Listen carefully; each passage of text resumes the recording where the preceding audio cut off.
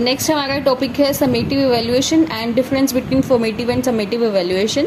सो summative evaluation में क्या होता है, जैसे कि हमने फॉर्मेटिव इवैल्यूएशन में पढ़ा था कि इसमें क्या है कि यूनिट टेस्ट जो होते हैं FA1, FA2, FA3, FA4 ये जो है इंक्लूड होते हैं फॉर्मेटिव इवैल्यूएशन में, जिसमें कि बच्चे को यूनिट टेस्ट के बेस के ऊपर उनको मार्क्स मिलते हैं कि मतलब हर एक यूनिट जो है उनकी कवर हो जाती है, मास्टर ऑफ लर्निंग हो जाती है हर एक यूनिट की।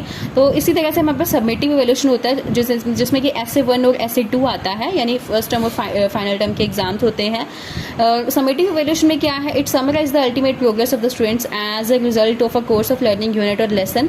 तो इसमें जो है बच्चे का अल्टीमेट जो उसने काम किया है, मतलब पहले उसने जितना भी उसने टेस्ट दिए थे वो जो थे वो तो क्लास टेस्ट थे, अब वो यूनिट टेस्ट थे, स्मॉल यूनिट्स लिए गए थे सिलेबस में से और उनके ऊपर टेस्ट लिए गए थे ताकि बच्चे का एक तो मोटिवेट रहे, उनके गोल बनते रहें बच्चों के छोटे छोटे, तो बच्चे जो है वो रीइंफोर्स हों, इस वजह से वो दिए जाते थे। लेकिन समेटिव इवैल्यूएशन में क्या अल्टीमेट जो भी लास्ट में फाइनल में जो उसके एग्जाम्स होते हैं, यानी कि SA1 और SA2, यानी कि कुछ जो सिलेबस जो है उसको 2 पार्ट्स में डिवाइड कर दिया जाता है।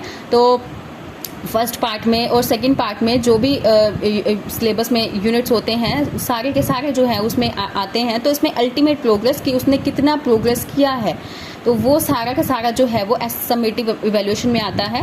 It is terminal and judgemental in character. तो ये जो है ये टर्मिनल है, लास्ट टर्म्स में होता है, और ये जजमेंटल है। इसमें जजमेंटल होती है, उसमें क्या था वो जजमेंटल नहीं था।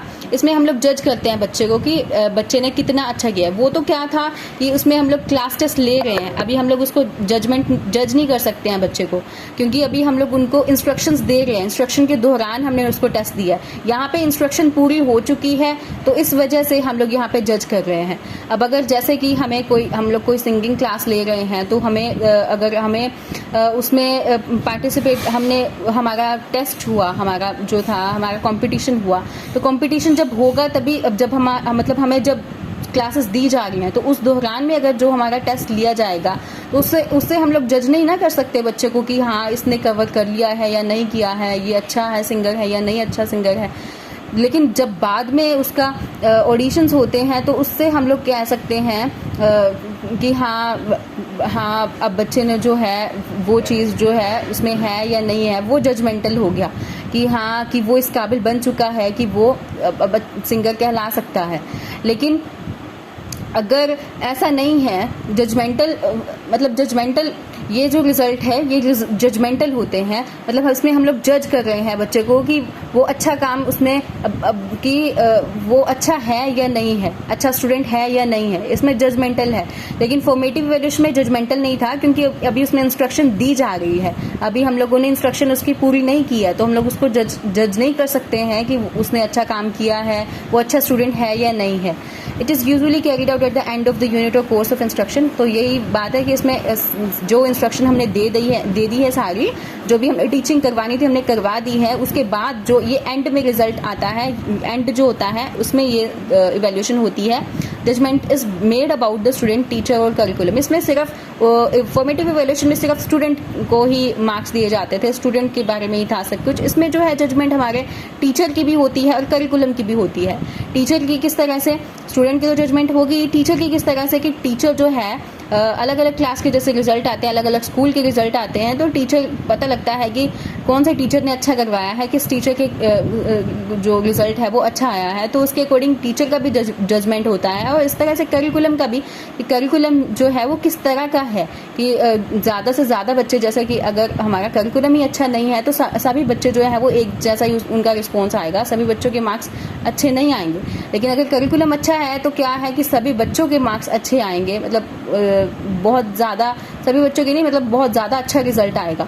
Okay, most of the students का रिजल्ट अच्छा आएगा। तो इसका मतलब क्या है कि करिकुलम जो है उसका भी जजमेंट होता है। ये समेटिव इवैल्यूएशन में होता है कि लास्ट में जो हमने फाइनल में एग्जाम्स हैं उसी को ही हम लोग समेटिव इवैल्यूएशन कहते हैं। Basis of assigning grades. अब इसमें यूजेस क्या आते हैं कि इससे हम लोग ग्रेड्स दे सकते हैं, क्योंकि लास्ट टाइम के एग्जाम्स है तो उसमें ही हम लोग ग्रेड्स देंगे। ओके, सर्टिफिकेशन है, एक बच्चे को सर्टिफिकेट मिल जाता है कि सर्टिफिकेशन तभी होगा ना अगर हम लोग एग्जाम्स देंगे तो ये समेटिव इवैल्यूएशन से होता है प्रिडिक्टिंग सक्सेस, तो इसका बच्चे ने कितना अचीव किया है, तो उससे सक्सेस पता लगता है बच्चे का। नॉलेज ऑफ प्रोग्रेस, बच्चे की प्रोग्रेस पता लगती है कितनी उसने प्रोग्रेस किया है। बिगिनिंग ऑफ इंस्ट्रक्शन, और ये beginning of instruction, comparison of groups, groups का कंपैरिजन होता है इससे कि अलग अलग क्लास के बच्चों को अलग अलग मतलब बच्चे जो हैं उससे हम लोग क्लासीफाई कर सकते हैं, इससे हम लोग क्लासीफाई कर सकते हैं बच्चे को कि हाँ अब हम लोग कह सकते हैं कि ये बच्चा जो है वीक स्टूडेंट है, ये बच्चा जो है ये गुड स्टूडेंट है, तो इससे हम लोग कंपैरिजन कर सकते हैं। लेकिन फॉर्मेटिव इवैल्यूएशन में कंपैरिजन नहीं किया जाता है, क्योंकि उससे अभी इंस्ट्रक्शन के दौरान जो था हम लोग उसमें टेस्ट ले गए थे। अब ये जो था हमने इंस्ट्रक्शन ख़त्म कर दी है, इंस्ट्रक्शन ख़त्म होने के बाद हम लोग इसमें टेस्ट ले गए हैं, तो इस वजह से इसमें हम लोग कह सकते हैं कि हम लोग ग्रुप्स जो है उसमें डिवाइड कर सकते हैं बच्चे को कि ये बच्चा जो है वो अच्छा है और ये नहीं है। ओके, देन आता है difference between formative and summative evaluation. तो फॉर्मेटिव इवैल्यूएशन क्या है, takes place during the formative years and it is at the end of the term course और प्रोग्राम।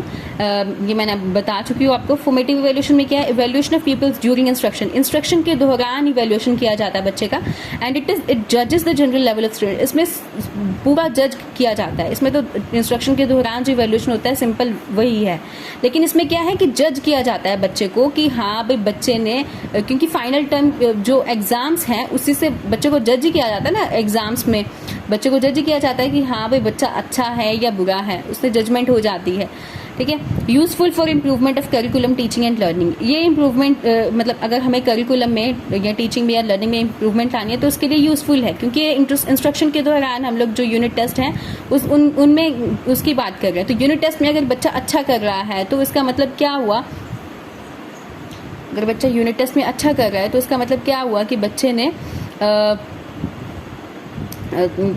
हमें उसको अगर उसने बुरा किया है, अगर किसी चीज़ में उसकी कमी है तो हमने उसको डायग्नोस किया, उसके अकॉर्डिंग हमने उसको टीचिंग दी, रेमेडियल टीचिंग दी, तो उसमें इम्प्रूवमेंट लाई जाती है। अगर कोई टीचर अच्छा नहीं करवा रहा है वो भी पता लग जाता है, तो साथ के साथ ही में पता लग गया, तो इससे क्या है आगे जो रिजल्ट है हमारा SA1 SA2 का वो बुरा नहीं आता। तो इस वजह से इम्प्रूवमेंट है, ये करिकुलम में टीचिंग में और लर्निंग में इम्प्रूवमेंट का काम करता है। And it only determines the extent to which instructional objectives has been achieved. इसमें सिर्फ यही हमें पता लगता है कि बच्चे ने कितना, जो हमें उसे पढ़ाया गया था उसने कितना अचीव किया है।